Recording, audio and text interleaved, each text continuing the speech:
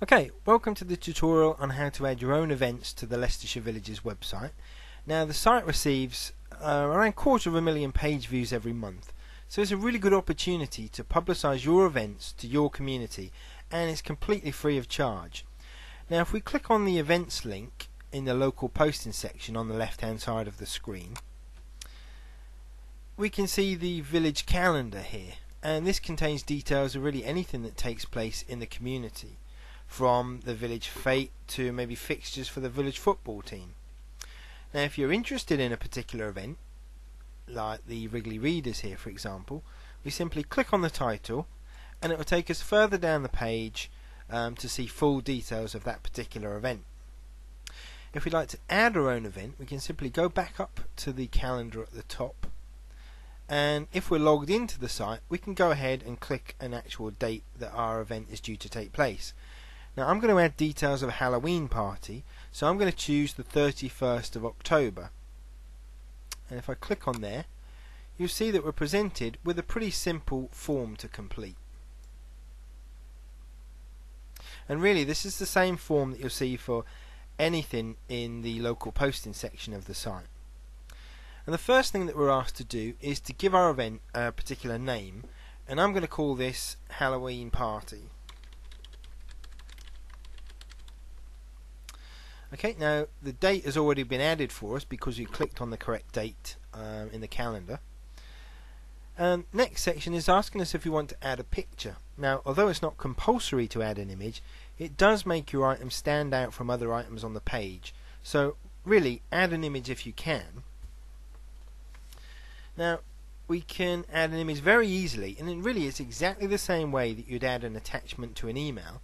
We simply click on the browse button and we're able to search for an image on our hard drive, memory stick or DVD for example. So here I'm going to add this particular one. I know that this is the image that I'm looking for. So once we found our image, we simply double click on it and it will be added to our item.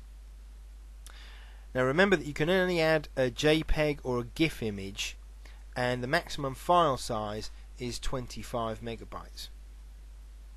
Now we don't see a preview of our picture, but we can see that it's found a file in this particular location. Now you'll see that there's a resize option, and really it's best to leave this ticked, as it will automatically resize your image to fit onto the screen, and you'll see that it defaults to 200 pixels by 200 pixels. You can change these settings if you want to, but really I recommend that you leave them as they are. Now the next section is the details of our events, and this is where we include information such as the venue and the time for example. You can type this information directly into this text box, but you can choose to copy and paste information in from another document. So if you've created a poster with this information already, you can just go ahead and copy and then paste those details straight onto the site, like so. If I click on paste, it adds that information straight on. I can even go ahead and check my spelling if I want to. Now if I move the form up, you'll see that there is a section where I can add a link to another website or another particular page on Leicestershire Villages if I want to.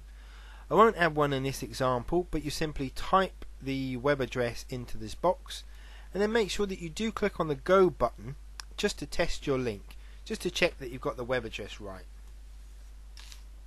Now there's also a section where you can add up to 2 attachments. It could be a Word document or Excel spreadsheet for example, or it could even be things like sound clips or video clips. In this particular example I've created a poster in Word, so I'd like to add that as an attachment, and it's really exactly the same process as adding our image.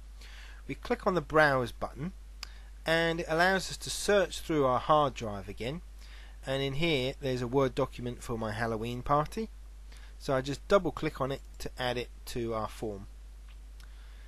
So you can see that it's been added, and whenever you add an attachment you will need to give it a name, just to make it clear to users exactly what they're downloading, and here I'm going to call it Halloween Poster.